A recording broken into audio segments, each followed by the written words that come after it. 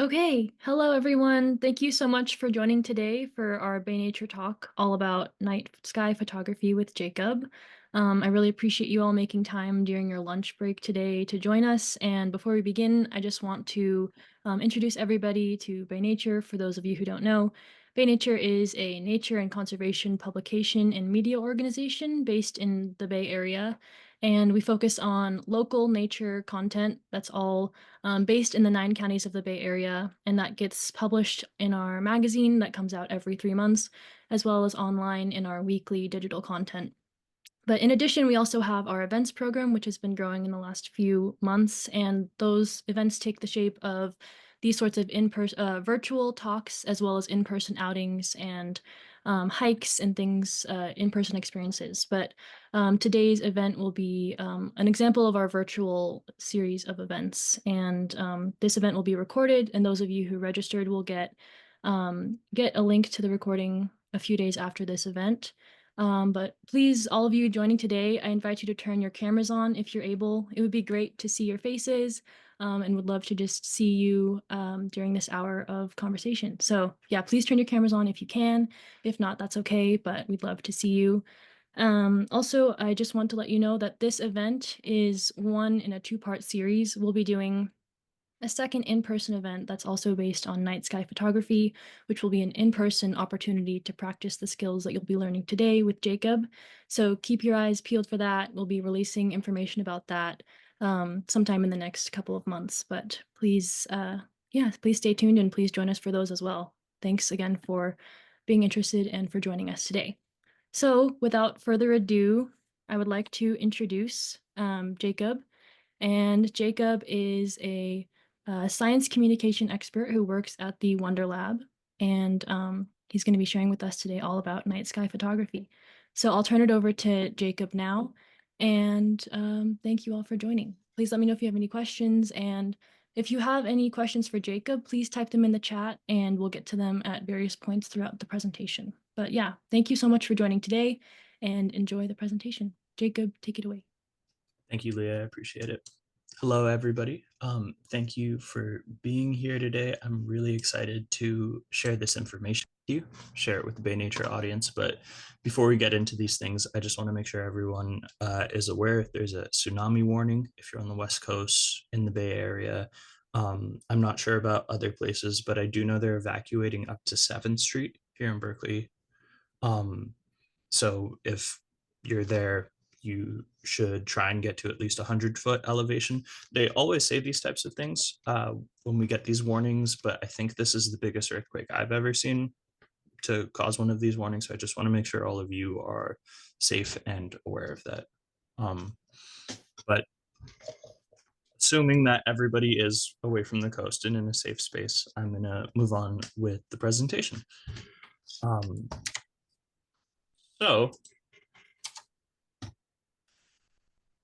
astrophotography. I'm really, really excited to get into this with everybody. When I do these sorts of talks, they're generally in person. And so I'm able to have a back and forth with people in a little bit more natural of a format. That being said, this allows us to access more people in a more accessible way. All of that is to say, if you have questions, please drop them in the chat. I would love to go through them with you. Leah is going to be monitoring the chat while I'm talking. So if there are any questions that pop up, I have no problem answering them in the moment. If there's a lot of questions, we might save them to a convenient break or at the end of the presentation. But I want this to be accessible to all people. And so if you have a question, if you feel like it's an obvious question or a stupid question, I promise you it's not. And I promise you I've probably already tripped over it at some point in time. So please just drop it in the chat so I can help you. So before we get into the real meat and potatoes of things, I want to give a little bit more information about why I'm here talking with you. These two pictures you see in front of you represent the origin of my astrophotography journey. So on the left there, you can see me in Joshua Tree National Park in 2020. I had always been obsessed with astronomy, but I wasn't a photographer at all at this point. I didn't even own a camera. My dad had gotten me a National Geographic telescope, so like a toy telescope for kids. It was functional, but it really wasn't like a real scientific instrument. It was something you buy off the shelf in like Target for a nephew or something like that. I didn't care. I was really excited. So I took it out to Joshua Tree. My partner took me for my birthday. And I'm standing there in the central basin of Joshua Tree in the middle of the night. It was freezing in January. And there just happened to be a full moon when we were going. And so I set this thing up and I was amazed at what I could see because I'd never had a telescope before. And the image on the right is what I was able to see through that telescope with my eye. And what I was seeing was so cool to me. I wanted to take a picture so I could show my friends and family back home. And so I took my iPhone and I lined it up with the eyepiece of the telescope. And the picture that you see on the right is the picture I got. So this barely in focus, sort of blurry lunar photo is, I'm pretty sure, my first real astro photo. And I wanted to include this just to show you guys that astrophotography is incredibly daunting. It's very knowledge intensive, it's very equipment intensive, but every single amazing billion pixel photo you see of the Andromeda galaxy or the Orion Nebula started with a really, really, really crusty photo like this one. And regardless of how much of a photographer you are or how much time, money, or energy you want to invest in the hobby, I think it's important that the hunger for natural wonder is the starting point and your motivator. Because regardless of how far you go, doing observational astronomy and astrophotography should be an endeavor for you at the start and end of the day. And so I just wanted to share where I was coming from with this. I do other work with Wonder Lab. I take macro photos of spiders. I'm actually a marine biologist by training. And so I didn't start out with like a huge amount of astronomical knowledge, but over the past couple of years, I've been reading forums and textbooks and watching guides and all this stuff so I could accumulate this knowledge. And I'm really excited to be able to share it with you. So now that I've shared a little bit about myself, I'm really curious about you guys. Again, in person, I can sort of ask directly, but through Zoom, we got to do stuff like this. So I have these little points here, and I would appreciate it if you guys could drop in the chat which one most closely aligns with your personal level of experience. So, one being you know nothing, you're not a photographer, you barely take iPhone photos or smartphone photos. Five is you're a professional photographer, you do this all the time. Let's see. Let's move that out of the way. Okay.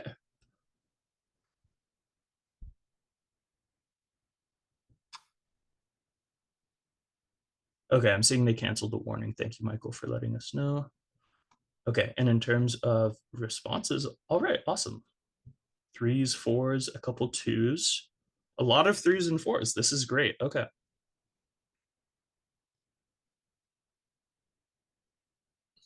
Okay, fantastic. So I'm still going to make space for people if there are any ones and twos, or specifically the ones with my language. I will try and use simpler language just so that if people are watching the recording later, they can keep up. That being said, for the threes and fours, specifically the fours, if you have more in-depth questions about any of the stuff that I'm going to be talking about today, please don't hesitate to drop questions in the chat. I would love to chop it up with you about the specifics that are most useful to you. Fantastic, fantastic. Okay, so moving on. Before we get too deep into the actual content and guidance, I just want to talk about intellectual framing and this concept of cosmic privilege. So there's a lot of stuff going on in the world right now that's pretty patently negative, but I think it's useful sometimes to zoom out and look at things from a cosmic scale.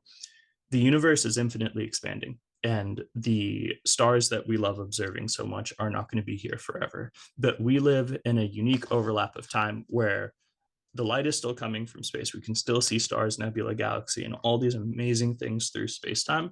And we have about a 2 decade overlap where digital sensors are reaching sort of a technological plateau for now, where they're pretty good and the rate of improvement is starting to stabilize. And as a result, commercially, they're at their most accessible. I'm sure many of you know very well how insanely expensive even a digital camcorder was 2 decades ago. I remember my dad, I think he got one, he was an early adopter of those handheld camcorders that had the flip out screens. And I don't remember what the exact number is, but he told me he paid a ludicrous amount of money in the early 2000s, late 90s for one.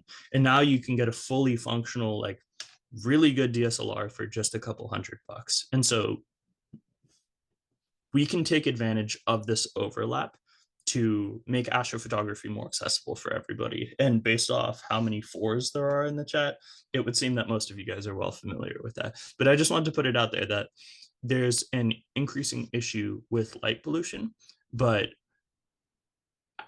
at the same time, astrophotography and astronomical observation using sensors has never been more accessible ever. And so I'm really excited to bring this information to you guys and sort of empower you to go out and use these tools. So these two frames right here are the same picture. I tried my best to simulate on the left what your naked eye would see in a situation like this on the floor versus what a digital sensor allows us to see in that same situation. So the rods and cones in our eyes generate photosensitive cells inside of them over the course of 20 to 30 minutes when we're not having them burned out by broad spectrum lights. That being said, we still don't render color very well in low light situations. So again, this is a crude approximation, but when we're on the floor using our eyeballs to do astronomy, mostly it's black and white blurs, depending on how good your vision is. But when we use a digital sensor, we're able to intake all of that light. And instead of experiencing it in a single moment, like our eyeballs and brains do, we can store that using the sensor and view it in one moment. And that lets us see things that are already there, but just invisible to our not properly designed for the task biological eyeballs. And so I just really want to illustrate that these sensors that, again, are very commonplace now are super useful for us and for our purposes. This is a frame from Yosemite Valley in 2024. I believe this was in August. That's the Milky Way core coming over the opposite side of the valley from Camp 4.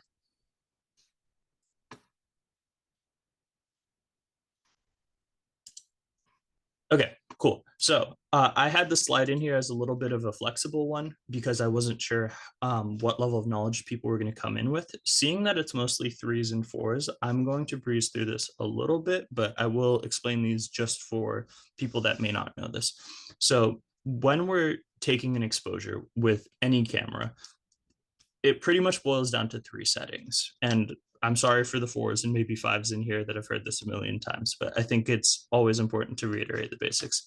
These 3 settings are ISO, aperture, and shutter speed. So starting with ISO. ISO is the degree to which the camera digitally boosts the electronic signal that it is receiving. So what does that mean? When the sensor is exposed to a subject, light hits it, and ISO is how much we multiply each one of those pieces of information that comes in. So if we take a little bit of light, we could crank it up by 10 and get a lot of light effectively in our image.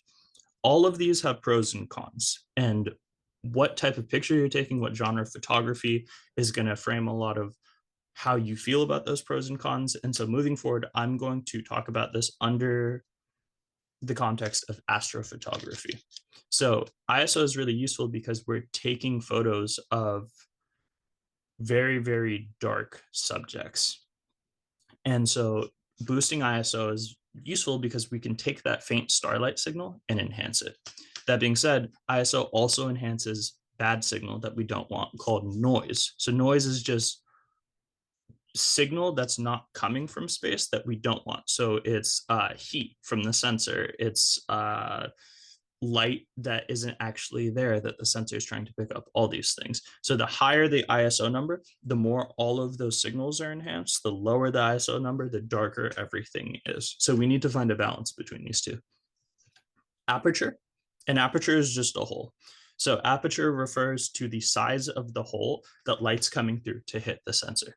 So sort of opposite to how you think it would work, f2.8, so a smaller f number means a larger hole, and a larger hole means more light comes through.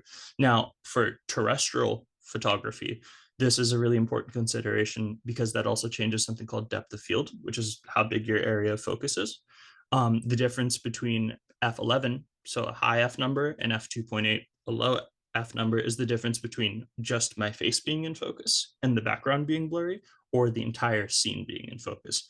Because we're taking pictures of very far off stars, um, the depth of field consideration is less important. It comes back into play with night landscapes that we're doing, but that's getting a little bit more granular, and I don't want to overwhelm people that aren't really familiar with the concept.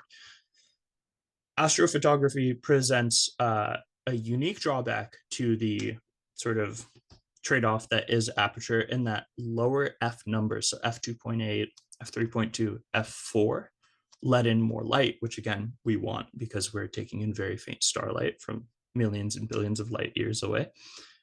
However, in astrophotography, the images that you get at lower apertures tend to show lens defects at a higher rate than higher apertures. So what do I mean by this? So if I have a lens that can go down to f2.8, I would like to use that.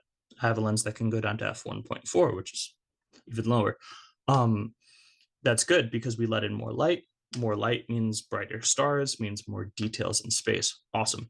However, when I shoot at f1.4, f2.8, you can see a lot of chromatic aberration. You can see the light bending. You can see asterisms, which is like little cross-shaped pieces of light. So weird light defects start to show, which isn't a real problem, but all lenses have them. So in general, for this is information for the 4s and 5s out there. When you're shooting astrophotography, you ideally want to be 2 to 3 to 4 stops above your minimum aperture. And so we'd go to f1.4, and then we'd go 1, 2, 3 steps above that. And that's generally where your optimal maximum is for that lens, where you'll get the best performance. So if you can afford to give up those couple stops of light, you want to go up. For everybody else, if that was just overwhelming and confusing, in general, we want to use the lowest possible f number, so the biggest aperture to let the most light in.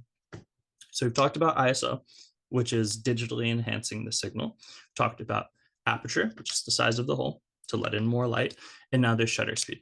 So shutter speed is the amount of time that your camera sensor is exposing for. So when you're on land, you have a camera or an iPhone, snap a picture, click, it's done. That could be as quick as 1/1000th of a second or even faster. At nighttime, there's far less light, obviously. And so what we want to do is open the sensor and expose for longer. That lets us get a lot more light. I want to be careful with my language here because there's a lot of context around why and when you do this, but we'll get into those things later. But something you should understand is that for the most part, shutter speed is our primary tool for increasing the amount of signal we get. We could only go so far with the ISO before things become a really noisy, gross looking mess. And aperture also has a physical built-in cap, but shutter speed is really limited by the apparent rotation of the night sky, which we'll get to later, and the amount of darkness, like hours wise, you have until sunrise. So shutter speed time is our main metric for getting more and more light that we really utilize. So here is the exposure triangle. And if this is overwhelming to you, this is really just the things that we just talked about. So I would look at each one of these faces of the triangle in a vacuum. So let's start at the bottom. We have ISO, where a higher ISO means more light sensitivity, but more noise as a trade-off, brighter image. But if we go lower ISO, it's a darker image, less noise. Over there on the side, we have aperture. You can see we get a darker image as we get a higher f number. So f22 creates a darker image with a greater depth of field, while f1.4, f2.8 creates a much brighter image with a shallower depth of field. And then we have shutter speed, which freezes motion because click, it's only capturing motion for that amount of time, versus a 1 minute, 5 minute, 15 minute, 30-minute exposure will show any motion that happens, but will let in exponentially more light as a consequence. So we call this concept the exposure triangle, and balancing these three settings is really the crux of all photography, not just astrophotography. But we have to abide by the laws of physics with astrophotography, so we need to understand the exposure triangle. So just checking in real quick, is everyone feeling okay about this? I'm gonna pause for a second and see if we have any questions. Okay. Jeff says he's okay. Carolyn says yes. Michael says okay. Mary says all good. I really appreciate your guys' feedback. Thank you. Awesome. Cool. If anything I'm saying is confusing, you want clarification, is overwhelming, please don't hesitate to drop it in. I'm here to make this accessible. Awesome. Thanks, Virginia. I appreciate it. Cool. Moving forward. So I've mentioned the sky moving a couple times, and it seems like an obvious thing, but also it can be a little confusing even if it is obvious. So the Earth rotates. We know this. We spin around the sun, but while we're spinning around the sun, the Earth itself rotates while it's doing that. And that's how we get our day night cycle. So when I'm saying the sky moves, it's more that we're moving, but I don't want to have to frame that language every single time. So I'm just going to use slightly inaccurate language and say the sky moves. So assuming everybody here is in Berkeley or the Bay Area or somewhere nearby in California, we all live in the Northern Hemisphere. And that's a really useful reality for us because the northern and southern hemisphere look out into different opposite sides of space and see different constellations. As a consequence, in the northern hemisphere, we have a different set of constellations than people in the southern hemisphere have. The reason I'm saying it's lucky that we live in the northern hemisphere is because we have a star called Polaris, the North Star. So if we think about the Earth rotating, there's an axis at which the Earth rotates, right? Assuming my fist is the planet and the pen is that axis, it spins along that axis. So this would be the South Pole, this would be the North Pole. So those poles extend deep into space. They're imaginary lines, but it's the axis of rotation. So as the planet's spinning, that north celestial pole point is some point in the sky that we can observe in the northern hemisphere. And if you were in the southern hemisphere, you could observe the southern celestial pole. So the reason I said we're lucky to have Polaris is because Polaris is a relatively bright star that you can generally see with decent conditions anywhere in the northern hemisphere at any time of the year. And it just happens through consequence to be right next to the northern celestial pole. So the point at which our axis of rotation intersects the cosmos. So what does that mean? If we look at this picture here, this is an exposure I took in Bryce Canyon in earlier this year in the winter. So that bright star that you see with the red arrow from Polaris, that is Polaris. And right next to it, they're not perfectly lined up, but they're very close, is the North Celestial Pole. So I took, I think, a 15-minute exposure for this one, and you can see at the bottom of the frame that the stars are streaking, they're moving, they're spinning as the night progresses. And by taking long exposures, we can observe that apparent movement from our perspective. What we're really seeing is us spinning. But what's really cool is that at the North Celestial Pole, nothing's moving because it's our axis of rotation.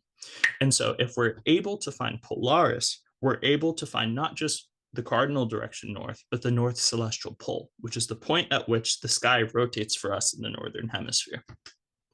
And you can see that in this photo. I believe the shutter speed was 15 minutes. I am not 100% sure, but I think this was a 15-minute exposure, somewhere around there. It's answering a question from Mary. Does this concept of apparent rotation make sense to people? Fantastic. Okay, cool. Moving on. So a lot of context about, we've done a photography review. I've introduced myself. We've talked about some basic sky rotation stuff. I just really want to make sure we're all on the same page so that when I give information or I answer questions, we can all have this sort of foundation to work off of. So now to the actual astrophotography. So there are a ton of different types of astrophotography. There's nightscape photography, lunar photography, like the photo I showed in the beginning, and this one, there's planetary photography, which is taking photos of planets in our solar system. There's deep sky photography, which is taking pictures of emission nebula, non-emission nebula, different galaxies, really small or sometimes large objects that are deep sky from our perspective. There's meteor shower and comet photography, there's solar photography, there's aurora photography, there's all sorts of stuff. And I could do, oh, hold on, we have a question. When you take questions, how do you handle battery life for long shutter photos? That is a great question. There's a couple ways to do it. I use a DSLR, so you can generally expose, unless you're exposing literally all night, you're getting 6 to 10 hours of data. DSLR batteries are great because they last a long time compared to mirrorless because they don't have to power the live view. So I just keep a couple charged batteries on me. That being said, for some times when I have done exposures all night, I've had an external battery pack with a dummy battery inside the camera connected to the external battery pack so the camera can run all night. So there's all types of photography. I could give a 5-part lecture on each of these, and we have 1 hour to do a photography review and an intro to astrophotography. And so for that purpose, we're going to focus on nightscape photography, which I believe is the foundational starting point from which all of these branch out. Again, happy to answer questions about any of these after the presentation. If you want to know more, I can point you to resources, answer from my own personal experience, whatever. But nightscape photography is the foundational core principle that all of these are built off of, in my view. So what do we need to do nightscape, and what is nightscape? A nightscape is a night landscape. So we call them nightscapes. Another way to talk about it is wide angle astrophotography. So instead of using a telephoto lens to look at a deep sky object, you are taking a broader selection of the night sky. If you include a foreground, then congratulations, you're making a nightscape. So this is an example of a nightscape that I took in Reading, where I was playing around with the star trails and the silhouetted trees in the foreground, and we have a nightscape. And you can see, based off the rotation of those star trails, that Polaris is just off screen in the top left corner here. So you can create that cool swirling effect. So once you understand how these tools work, which is why I spent time explaining them, you can start making fun compositions that evoke something that you're trying to represent. So what do you actually need to do this? You need a DSLR mirrorless camera, ideally. That being said, you can absolutely take fantastic nightscape and wide angle images with a smartphone. I've seen some really amazing Milky Way shots. I've seen some beautiful landscapes. You do want to shoot them in RAW if you can on your iPhone or smartphone. You want to shoot them in RAW on your DSLR mirrorless as well. But I'm going to move forward assuming we're all using DSLR mirrorless, just because you can change lenses, which is super useful. But if you don't have the budget to do that, iPhones and other smartphones are completely capable of taking some pretty incredible images. You probably want to buy an app that lets you control the shutter speed so that we can do those long exposures. But if you're not ready to invest in a camera and you don't already have one, you can do astrophotography, nightscaping astrophotography on a budget pretty effectively. So we need our camera, we need a tripod, which will allow us to extend that shutter speed, like we talked about before. If I was just holding my camera and taking a photo, even if my ISO and my aperture were ideal, there's only so far I can get before my handshake is really going to mess everything up. And the iPhone mitigates for that in like really clever ways through post-processing, but generally we need a tripod because a tripod lets us go from a quarter-second exposure to 15-minute exposure, 30-minute exposure, and knowing for sure that the camera is not moving, it is locked in. So we want our camera, we want a tripod to lock it in, and ideally we want a wide angle lens, which can be as low as 8 millimeters to frankly whatever you want. But the more you zoom in, the harder it's going to be to freeze motion, especially if you're not tracking, which is an advanced concept I can answer questions about later.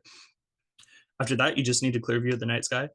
You don't strictly need a headlamp, again, especially if you have a smartphone with a flashlight, but please get a headlamp. They're really cheap. Get one with red light. Red light doesn't burn out the photoreceptive stuff in our eyes like LED and broad spectrum light does. And so you can use it to look around, to find a cable you need, to make sure you don't trip without resetting your night vision every single time you use a white light. So get a headlamp with red light. And an intervalometer is just a remote that lets you control the camera. It's not strictly necessary, but it is useful. See how we're doing on questions. When you give focal length, is that for full frame or three quarters? Or okay, so I'm going to talk about focal length, assuming a full frame camera. For those of you that may not know, there are full frame sensors. They're called full frame, and then there are crop sensors, and then there's micro sensors, and there's all sorts of size. Um, a full frame has a crop factor of 1. So what that means is if we have a 50 millimeter lens on a full frame, the apparent view we'll have is 50. It's just whatever the lens is. Versus on a crop sensor, there's a 1.5 or 1.6 crop factor. So if I had a 50, it would actually, if I put a 50 millimeter lens on a crop camera, it would look like a 75 millimeter lens. That's how it would function because of the crop factor of the camera. So when I'm saying these numbers, I'm talking from a full frame perspective. So if you put a 14 on a crop, you would get a 21 millimeter, which is still perfectly usable. I started all of my photography with a crop camera, so I wouldn't stress too much about it. That being said, full frame lets in a little bit more light, but they're a little bit more expensive, so it's a trade-off. Um, Muriel said, are there some tripods with the motor to follow the stars and apps to process background and stars separately? Wow. Okay. Muriel is a professional astrophotographer, apparently. Yes, there are. So what you're talking about is there's two types. There's equatorial mounts and there's star trackers. And so for everybody else that isn't a professional like Muriel, when we talked about the sky moving, you put it on a tripod, you take a photo, no matter how wide you're getting, eventually you're going to get some star trail movement. So what a lot of intermediate and advanced astrophotography techniques are based around using a star tracker or a more robust system called an equatorial mount that is aligned with Polaris so that as the sky moves, the tracker can follow your object through the night sky. This is incredibly useful because of what I said earlier about shutter speed. If we're not following that object, there's an upper limit to how long we could expose. So even though we're on a tripod and we could do a 30-minute exposure, we're going to aim at our object, start that 30-minute exposure, it's going to leave the frame eventually. With a star tracker, we can follow it all night. We can do hour-long exposures, which is double, tripling, quadrupling the amount of information we're getting. So yes, Muriel, there are happy to talk about those, but I felt like it was a little bit beyond the scope of accessible intro astrophotography.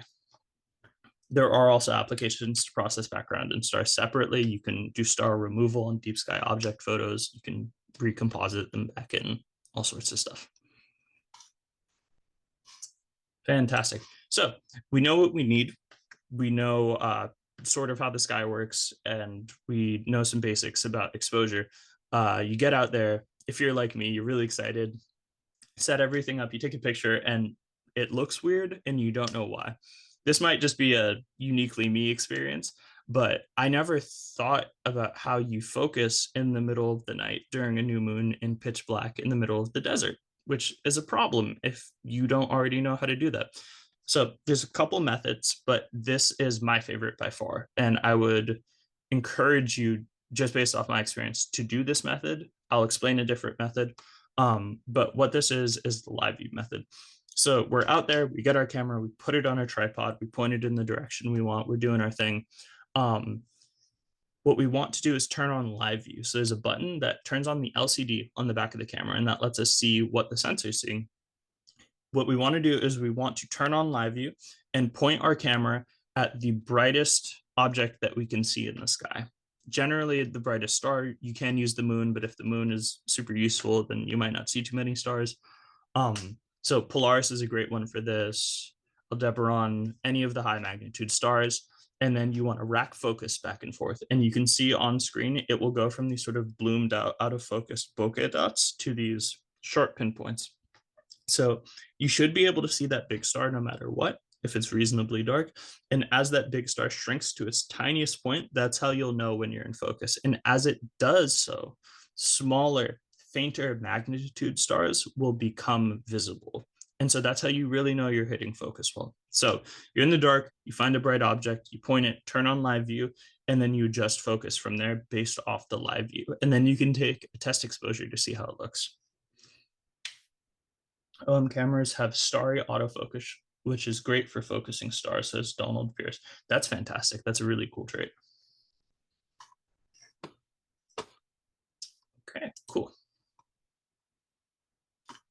So we've gone through all of the context. Thank you for bearing with me for that, but we have a nice base of knowledge to move forward. Um, what I want you guys to be able to do after viewing this is know roughly how to take what I'm going to call a pinpoint star exposure and a star trail exposure.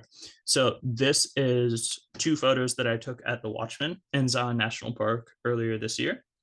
Exact same location. Another benefit of having a tripod is you can put the camera in the exact same space and know it's there. You can see on the right side of the screen, that is the Milky Way core rising over Zion. This is an unedited raw frame from the exposure that I was doing because I was taking a ton of exposures. And that is a pinpoint star. And you can see on the right side, the stars aren't streaking in the same way that they are on the left. So how do we do each of these? So I've put together a quick cheat sheet for pinpoint stars. At the bottom of the screen here, you can see this mosaic I took in Yosemite Valley, I think in August of this year. This is a pinpoint star photograph example. So again, what I mean by that is the stars are dots in the sky. They're not streaking.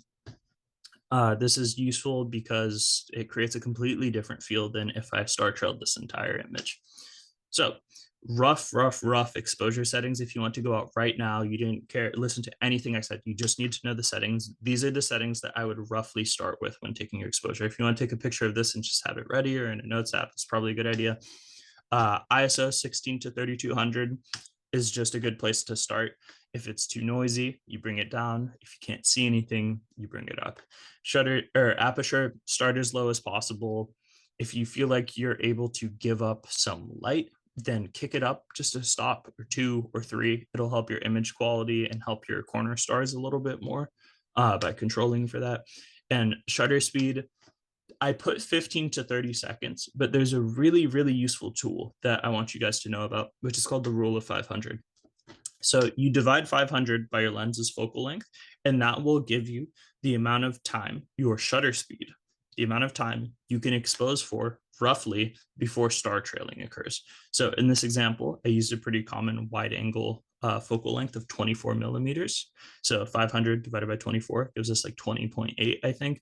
And so that's about 21 seconds. So past that, you're going to start seeing more observable streaking. So we know, okay, if I do a 20-second exposure, then the stars will be roughly still. Obviously, if you zoom in, you'll see some, but in terms of sharing a photo for your family or doing a presentation like this, the stars look mostly still. So with a 50 millimeter lens, which is what I took this picture with, it's 10-second exposure. That being said, I use a little bit more of a conservative 300 rule, which is the exact same thing, 300 divided by 50, 6 seconds. And then I even nudge it down from there. So I'm like 4 seconds, 5 seconds.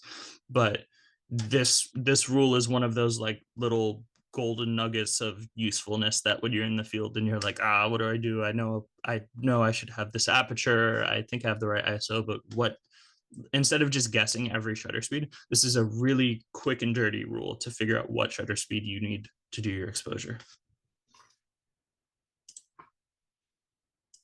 Fantastic.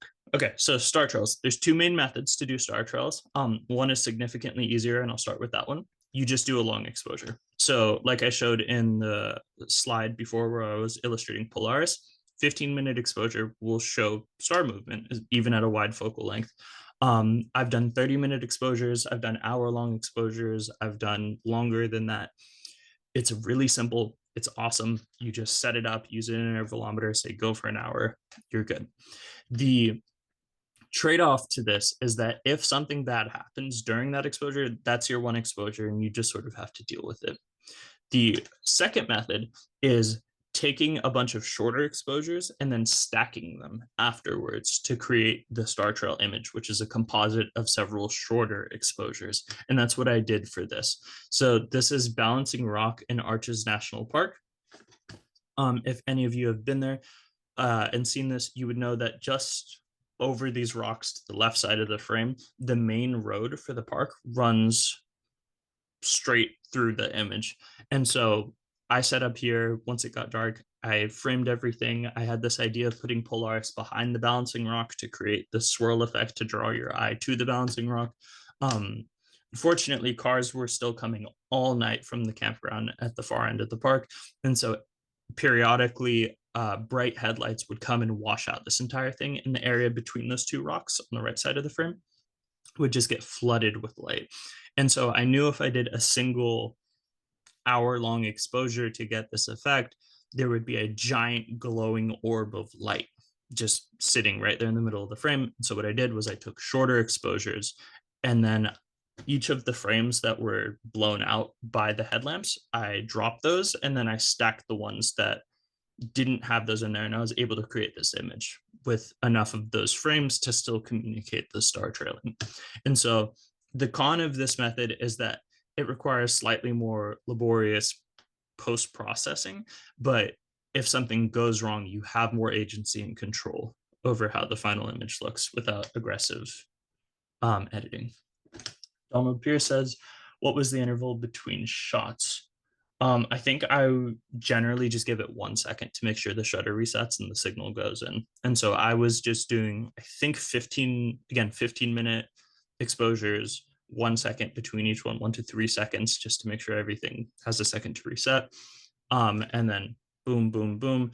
And then each of the frames that had light in it, I could just drop those ones and then combine the rest of them to get this image.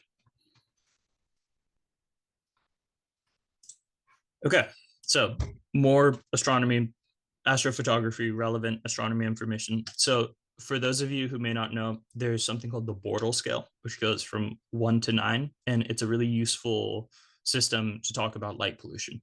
So a Bortle 1 or a Bortle 0 would be like the in the middle of the eastern Sierras, just no light pollution. There's no major cities for miles. There's no street lights. There's no gas stations. It is dark. This is what the planet used to look like everywhere 400 years ago. Bortle 9 would be in the middle of downtown Tokyo. This is as bad as it gets, incredibly urbanized. You can't see anything. And so understanding this Bortle scale gives us language to understand where light pollution is the worst. So I don't want to assume anyone's age, but I'm 24 years old. And so I don't have concrete memories of a time before LEDs. But through reading forums and learning from older astrophotographers, what I've heard is that there was a time before me where cities were lit by non-LED lights that burned off gas emissions. And from pictures I have seen, they had a very beautiful glow. But beyond that, when gases burn, they release a specific emission spectra. So what that means is that in the visible spectrum, the gas burns and releases light at a specific color. So older astrophotographers were really clever because they knew what the common gas types were burning in cities to make these lights. And so they could use filters to block out exactly those emission lines. And then they could reduce the effects of light pollution and still take their astrophotos. Unfortunately, LEDs are amazing. They're more energy efficient. They're brighter. All these things. They're safer. They're less environmentally impactful. But they are broad spectrum. So what that means is instead of burning at a specific emission line, a specific color, they emit all visible light. So there's no real way for us anymore to block out all visible light, because if you put a filter that blocked out all visible light, you wouldn't be able to see anything. And so we have to contend with LEDs in a way that previous astronomers just didn't. So our best option is to get to a dark sky site. We don't really have a lot of good ways of mitigating LEDs besides just getting away from them as far and as fast as possible. This is a photograph I took in the Berkeley Hills above the Lawrence lab a couple weeks ago, a month or two ago.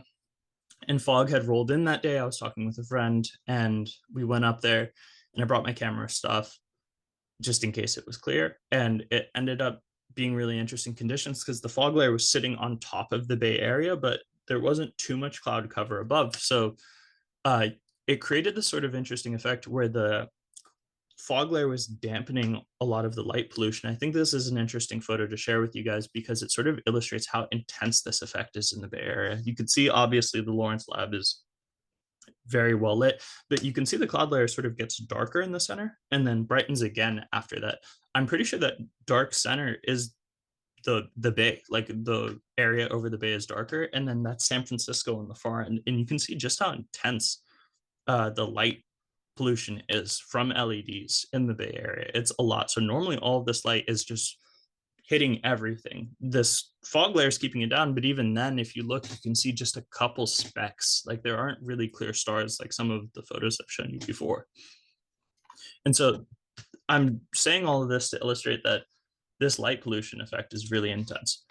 We're running a little late on time, so I'm going to try and speed through things. So on the left, we see a satellite image, California, and on the right, we have a night sky brightness map. So the government has free access maps, and there's also NGOs that make these maps. You can Google these, they're completely free. And it shows you exactly where Border 1 areas are, Border 2 areas. Honestly, the blue zones are great. If you can get to a blue zone, that's fantastic. Ideally, you'd be in a black zone, Border 1 or 0, but frequently these are wilderness areas with undeveloped roads, without gas stations, all that stuff. So it can be a little tough to get access to. But getting outside of that Border 7, 8, 9 zone is really, really important. So you can get to probably Mendocino. There's areas in San Jose in that little pocket right there to the east of Salinas as well that will be night and day compared to what we can see in the Bay Area. So there's artificial light pollution, and then there's also natural light pollution, which comes from the moon. So these two photographs were taken in the exact same spot, Monument Valley, earlier this year. The photograph at the bottom was with the moon behind me. You can actually see my shadow and the shadow of my tripod in the bottom middle of the screen there. That's sunlight hitting the moon, bouncing, hitting the floor right there.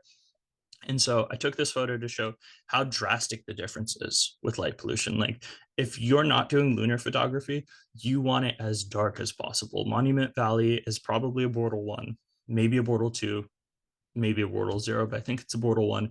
And these photos were just taken hours apart before and after moon set. So the moon was behind me. I went to bed for a couple hours, woke back up, left my tripod and camera in the same place, and took the second exposure of the Milky Way arch. And you can see how drastic of a difference it is. It looks like daytime.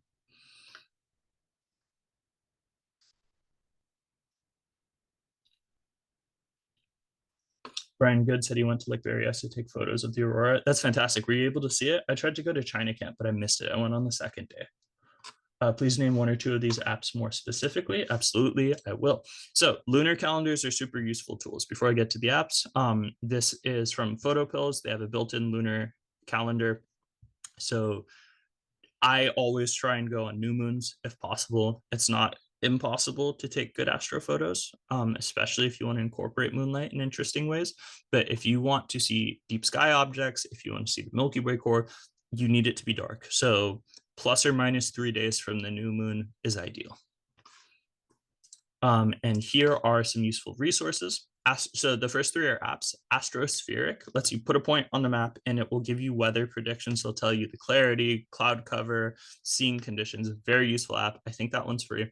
PhotoPills is $10 and I was hesitant, but it was the best $10 I've ever spent.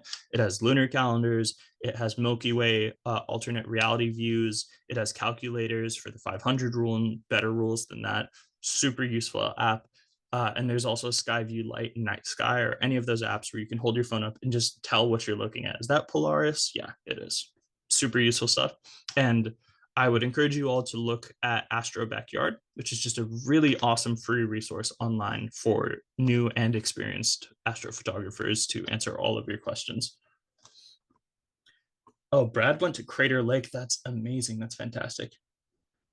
Please mention shutter speed apps for iPhones. I'm not sure. If you Google, Google can help you find what a good app for that is. You can also use the default camera app. It goes up to 10 seconds, but I would recommend just using Google to find a good one. What was the name of the first app? Astrospheric. It's right here at the top. Chris K says slow shutter is one for iOS. So if you have an iPhone, slow shutter apparently will let you control your iPhone. You're just going to need to buy some sort of bracket to hold your iPhone and then connect it to a tripod, exactly how we would with a DSLR, a mirrorless camera. What stacker program to use? I use a couple. Starry Night Stacker is good. I do some of them manually in Photoshop. Astro Backyard actually has a lot of useful resources about programs that they'll be able to answer more. which of these apps provide these border maps? So for these border maps, I just Google California light pollution, and I think california.gov, like the first response, I believe, is one of these interactive light pollution maps. Okay, awesome.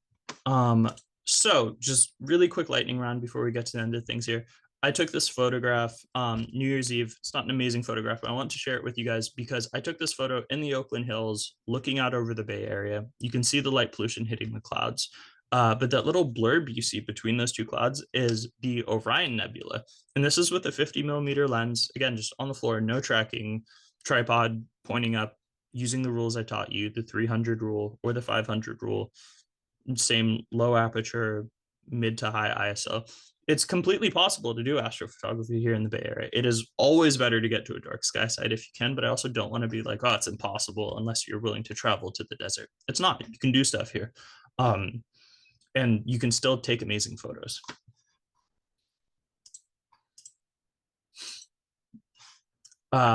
In contrast, though, this is a photograph I took in Via Nevada, which is Bortle 0 or Bortle 1 zone during the summer when the Milky Way core is visible. And you can see the difference in just the quantity of stars that you can see. It's completely night and day. You could also use these rules to sort of bend and shape reality to convey interesting science or create a unique artistic vision. This is the Perseid meteor shower. I used an external battery to power my camera. I took exposures literally all night. And then I took all of those frames and manually realigned and masked in every single meteorite that I saw come in. And you can see that they all radially extend from the Perseus constellation, which is why it's called the Perseid meteor shower. And this photo I thought was fun because it reminded me of the jump to light speed from Star Wars. And I'm including this to let you guys know, like all of the rules I've shared, none of them are sacred or unbreakable. Like they're just guides to get you started. But I really encourage you to experiment because you can create unique, fun photos by breaking these rules. Like this is an art form. It is a science, but it's also a form of self-expression. It's an art. To take this photograph, I did my normal exposure, wide angle, and then I zoomed in while the exposure was happening. Just careful not to nudge the camera, and you create these interesting star streaks. So nothing I've shared with you is sacred. Please break all these rules, and it will help you learn and grow why you should follow some of them in certain situations and why you shouldn't in others. Even the focus I gave earlier, I decided to not even focus on the Milky Way core behind it, instead focus on the skull, and it created this interesting bokeh effect.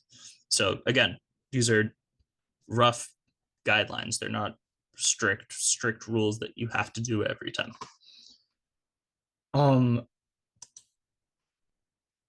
Okay, cool. Fantastic. We have just a few minutes to spare. I'm happy to stay a little bit later. I don't know how that works with Leah, but I just wanted to say thank you, everybody. I know this was a ton of information. I tried my best to find a nice balance between digestible, accessible, useful, while also still, adding some depth and complexity that wasn't overwhelming for everybody.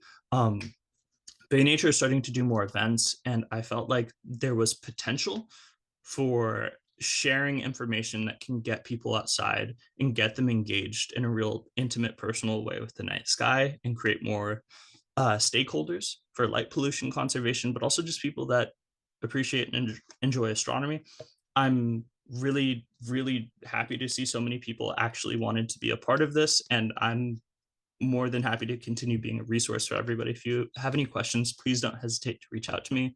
I have my socials and information at the bottom of the screen.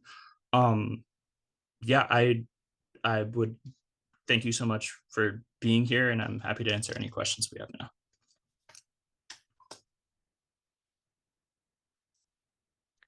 I'm glad you No. guys appreciate it. You're welcome.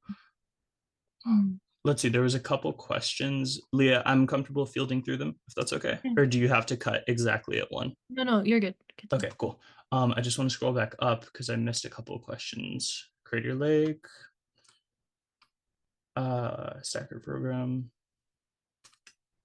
Are you stacking for these photos? So most of the photos that I've shared, I have not. There are a couple like this one.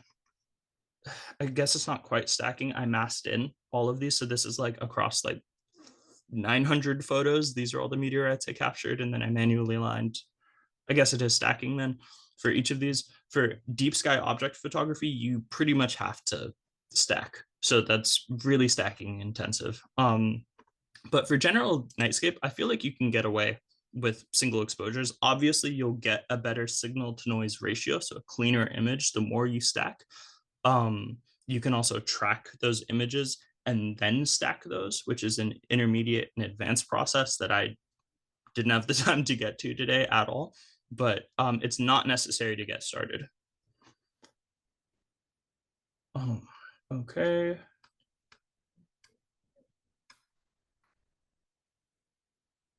Oh, you guys are so sweet. Mary McKay said Sugarloaf Ridge State Park has great small observatory, rfo.org. Thank you for sharing that, Mary. What program do I use for stacking? I use Starry Night Sky, Photoshop, Sequador, I believe is another one. I'm not sure exactly which one's my favorite, but there's a lot out there. Okay to use camera settings that stack long exposures, asked Mary McKay. There are camera settings that automatically stack long exposures. Are you talking about long exposure noise reduction? Yes. So LENR, LENR, long exposure noise reduction, is a process that it's a setting on DSLR and mirrorless cameras where if I took a 10-minute exposure, the camera would then shut the shutter, so not take a second exposure, and then do another 10-minute exposure of nothing, of just the sensor heat. And so all of the little weird things that go wrong in the sensor from just the sensor heat creates hot pixels and noise, and then it automatically deletes those hot pixels and noise from the long exposure that you took. So the trade-off here is that if you wanted a 10-minute photo, you have to be out there for 20 minutes. But the positive side is you'll get a much cleaner exposure afterwards. I would highly recommend long exposure noise reduction if you're just doing a single exposure and you have the time and you're safe and warm. Long exposure noise reduction is awesome. I would turn it on again, unless you're doing something like star trails. If you're doing star trails, 15-minute exposures, that's not going to work. But if you're just doing one nightscape, yes, use that setting. What white balance to use? You can set an arbitrary white balance of like whatever color works with you, and then change it afterwards. I will say also, I didn't include this in this presentation. Please shoot in RAW, no matter what you're doing. Even on iPhone, modern iPhones have RAW settings. The amount of information, all RAW is just a more intense file system that stores more information. So a JPEG is the normal like default picture we see. Raw photo has more information, but because of that, you can edit it a lot more intensely and pull out more information from it. So please shoot in RAW. You could honestly ignore white balance, especially if you're just getting started in doing single exposures, and then change it, because if you're shooting in RAW, you can change the white balance afterwards. That being said, I set mine to some bluish Kelvin number, and then that way they're all consistent, which really helps if you're working with 900 photographs. Not having them all be slightly different colors is really, really convenient. Jeff asked, any tips for taking photos of the moon? Yeah. You can handhold pictures of the moon. Tripod just makes it easier. Generally, you want a focal length of about 500. So if you have a crop sensor, you can get away with like a 300 millimeter lens or maybe even a little less, and then crop in. Shoot for a new moon. You want fewer clouds.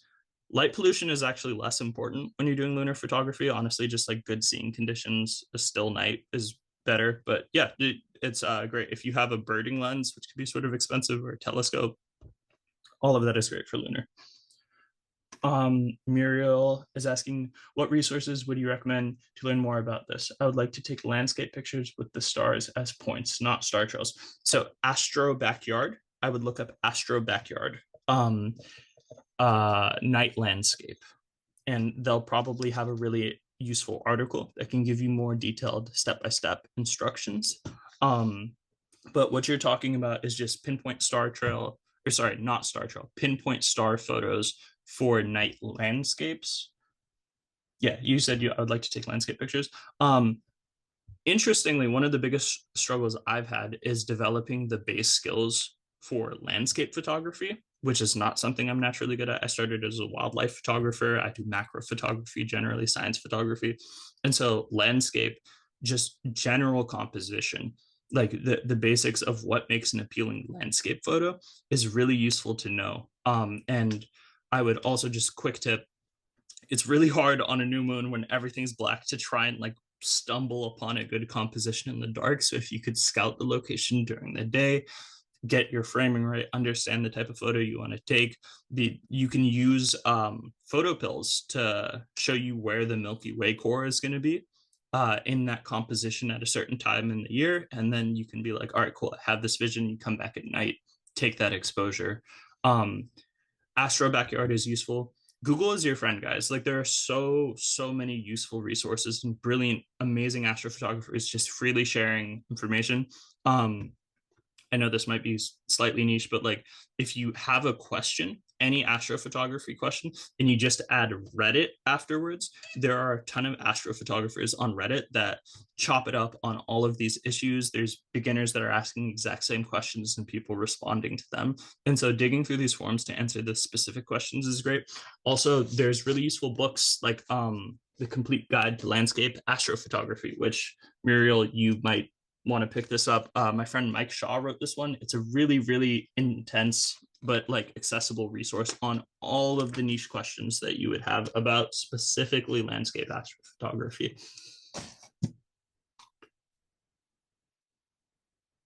Muriel said, I tried to focus on the moon with my 400 millimeter telephoto and it would not focus. Should I go manual? Yes, you should. I'm so sorry. I should have included that. Everybody always shoot manual. Always shoot manual. Manual lets you control those 3 settings of the exposure triangle we talked about before. And it also lets you set your focus. If you're not in manual, every time you press the shutter or try and use an intervalometer, your camera will try and set focus. And I'm assuming like the newest cameras probably can, but most cameras will really struggle and it'll like rack focus. It won't understand that you're doing like space photography instead of daytime terrestrial photography, which is what it was designed for. So please shoot manual. Using a tripod will make it so you don't have to handhold and try and like zoom in on the moon. You can have it there. You can set the perfect focus. Use live view and zoom in on the moon, and you can get focus very clean. Use live view, zoom in on the brightest star. You can get focus very clean on manual. Spot routing helps focus full moons too. That is true. I would recommend getting comfortable with manual focus, like manual operation of the camera and manual focus on the lens, but there are ways to work around it, as Donald is bringing up. Do we have any other questions? If anybody has any like questions about deep sky object photography or any of the other types, also happy to answer those questions, even though I couldn't really go into detail during the presentation.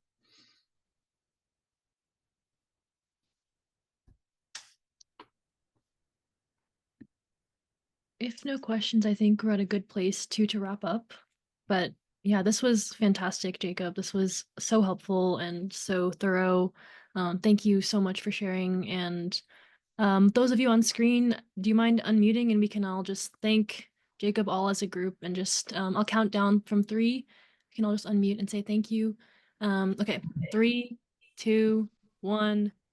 Thank Thank you. you. Thank That was you. great. That was great. This was Great awesome. presentation. Super awesome. Thank you all for being here. I really appreciate it.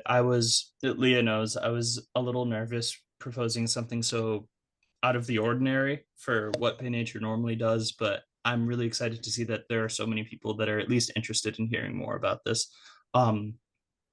There will be she mentioned this earlier, there will be a follow-up course. We're looking to find a location where we could all go out if you're interested in coming with me, where we can troubleshoot together in a community, practice these skills, develop them as a group, and take some cool astro photographs. And again, please don't hesitate to reach out to me. There will be a recording if you missed anything. If you want to follow me on Instagram, you can DM me any questions. You could find my website. You can email me, any of that. I'm a science communicator full time, and I've done work from coral reefs to spiders to deep sky objects. And so I just really want to make astrophotography more accessible to everybody, because I believe the night sky is all of our heritage and it is rapidly disappearing. with the widespread implementation of LEDs. And so anything I can do to help you guys feel empowered to go out there and confidently answer these questions for you, I would love to do. So please don't hesitate to reach out. Yeah, thank you so much, Jacob. And those of you listening will have more about the in-person outing to come in the next couple of months, so please stay tuned.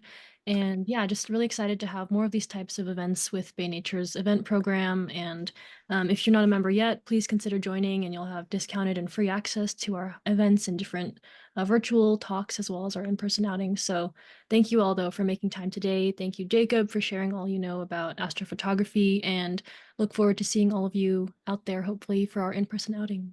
One more thing, Leah, before you go. Mary asked, "Is there a meetup group for Novice Star folks?" That's what we're trying to implement right now. So this was sort of the like primer. We felt it was necessary to maybe not try and teach all of this stuff in the moment, in the middle of the night.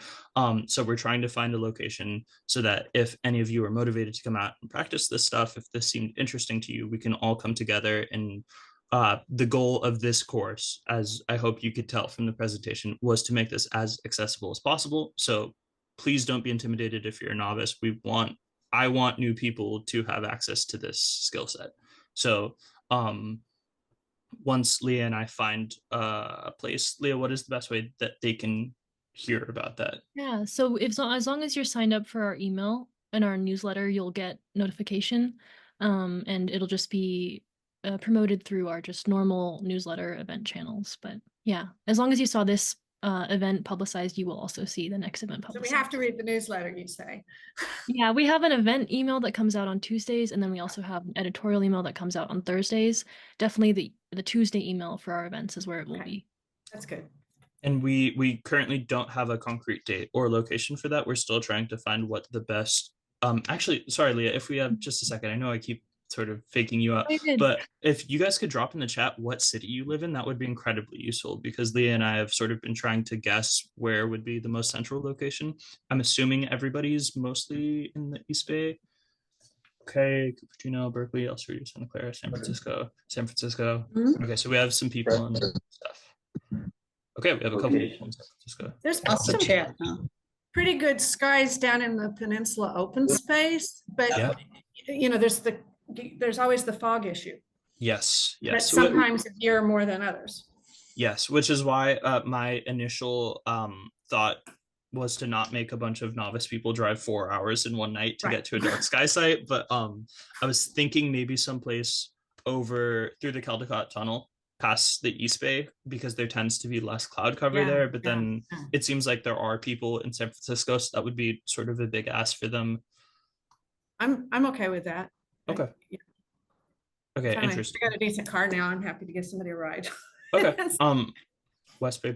Okay, so for the people that are specifically in the West Bay, San Francisco Peninsula, all that,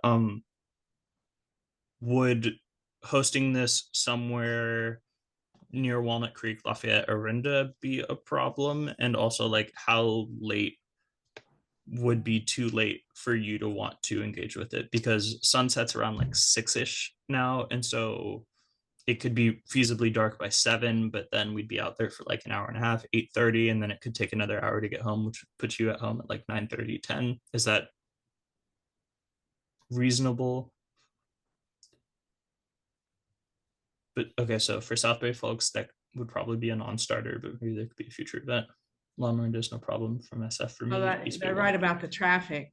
Trying to get any place east in the afternoon is just a nightmare. It is, yeah. Sunset is before 5. Yeah, that's true. The schedule sounds great. SF, I regularly go on top of Mount Diablo, but you have to ask the park.